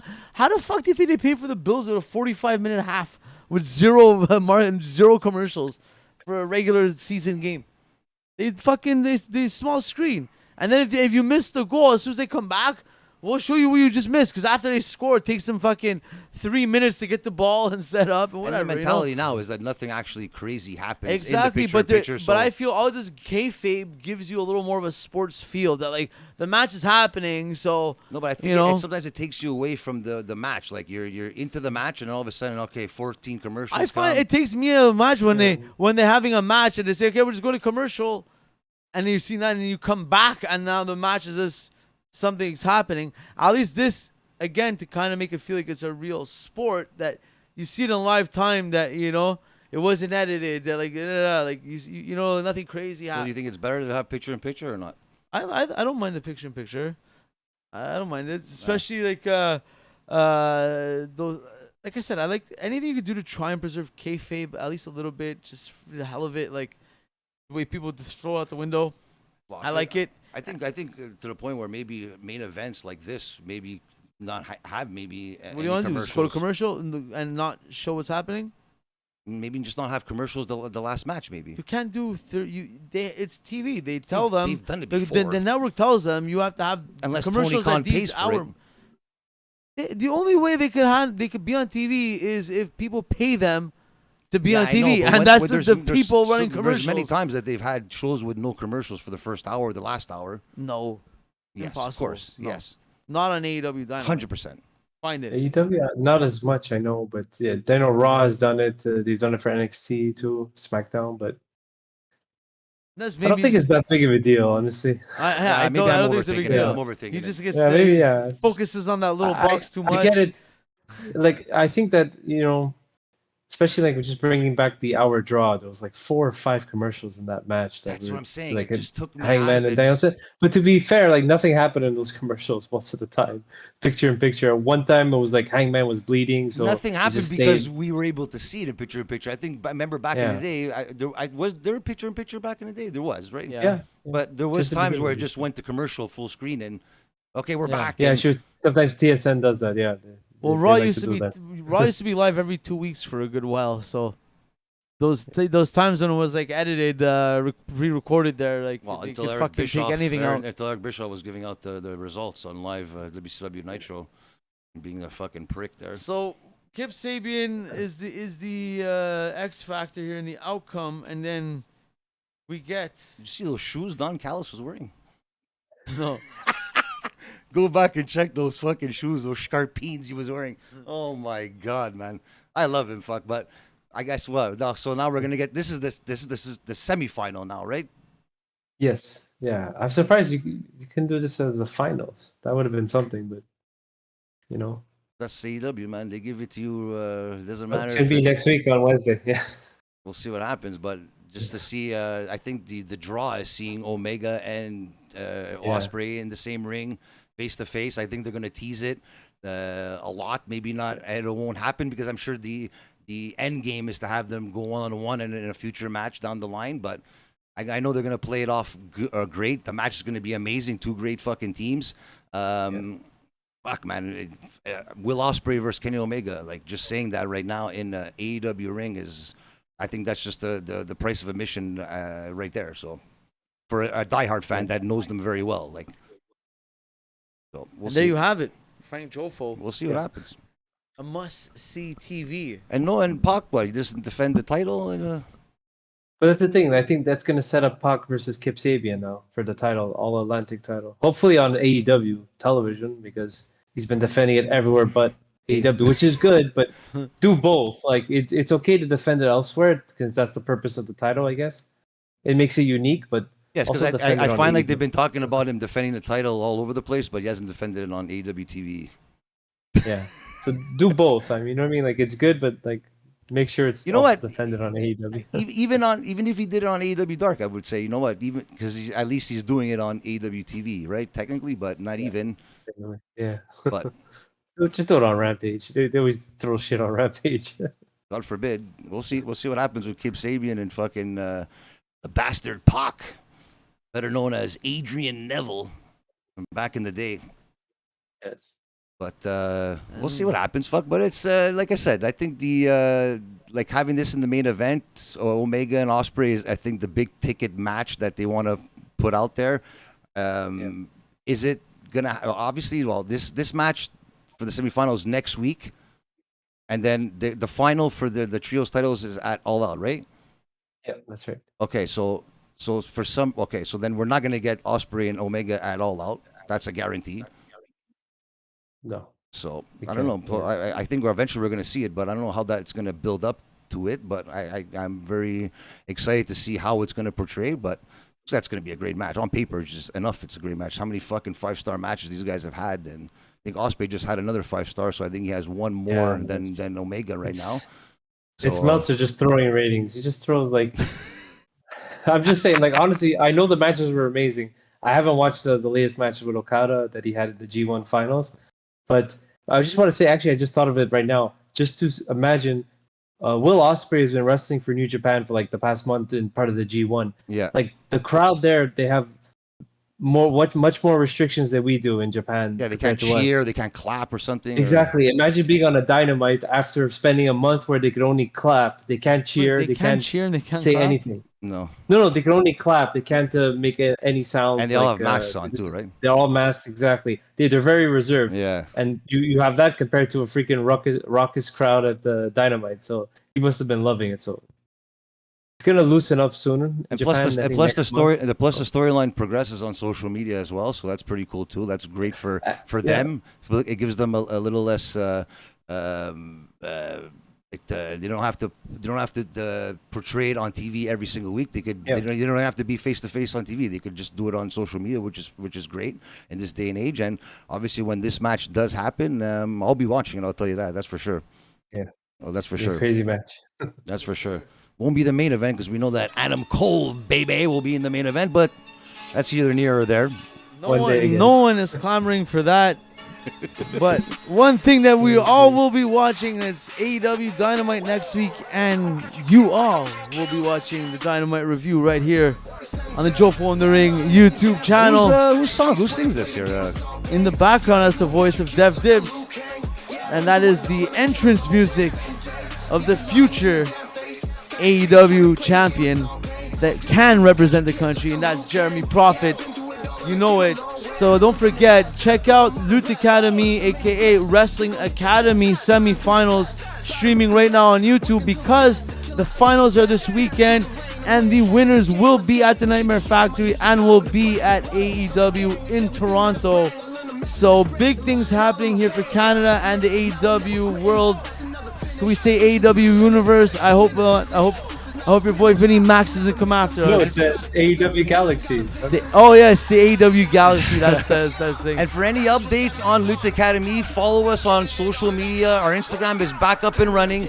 Our Instagram, our Facebook page, our Twitter page, as well as our YouTube channel. We will be posting things as we see it, as we are there live on Sunday. So for any updates on what's going on with Jeremy Ennis and Jessica Black at Loot Academy, we will be there live. So check out our social media. Sunday night, 7 p.m. We will be posting up updates, up to date of what's going on in the matches for the winners of Loot Academy. Let's go Jeremy Prophet. Let's go Jessica Black. We will be cheering them on. This Sunday will be a big gang there at Club Soda.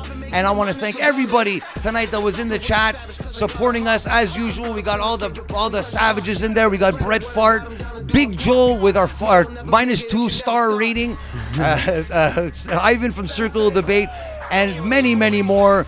Don't forget to subscribe to our channel. And remember, wrestling is life.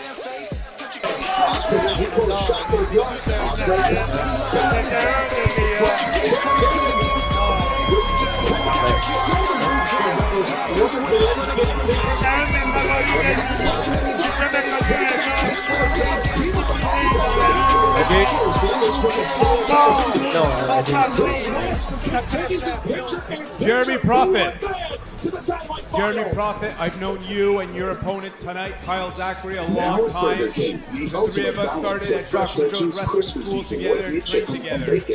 There was a friendship and a respect in our dynamic. It seems like the dynamic between you and Kyle Zachary has turned into one of competition. Once upon a time, there lived a princess with really long hair who's waiting for Before I the say prince to anything come about save that, I her. got to address the big elephant in the room. There was And no, I'm time to actually dance. not talking about my opponent, believe it or not. She ordered herself a ladder with Prime one day delivery. You got some people in here, maybe about half the pit of crowd wanting to boo me. But that's fine, because at the end of the night, you'll all be giving me a standing ovation. That's the truth. Yes, that's still available, sure. Yeah. And you want to talk about competition? This was Give created me for a break, your okay? He can compete with me on was this created to microphone. move heads. But in that ring, that's going to be like a was created sexy for black yours. Ferrari racing a beat-up old dump truck with a flat tire. It's created for cocktails. Oh, but it's okay. It's okay, because he's got a nice spare tire hiding under his jersey, so he'll be fine. Okay, this is one of the judges. See, it's pretty simple. Someone like Kyle Zachary should not be in the ring with someone like me, because he may have been the guy to give me my first bump in a wrestling ring, but I'm going to be the guy to give him his last bump and send him into retirement. And when it's all said and done, he's going to know something that everyone already knows, and that's that I'm better than the guys on TV. Better than you ever have been. Better than you ever will be. Et surtout, Québécois en maudit. Josh.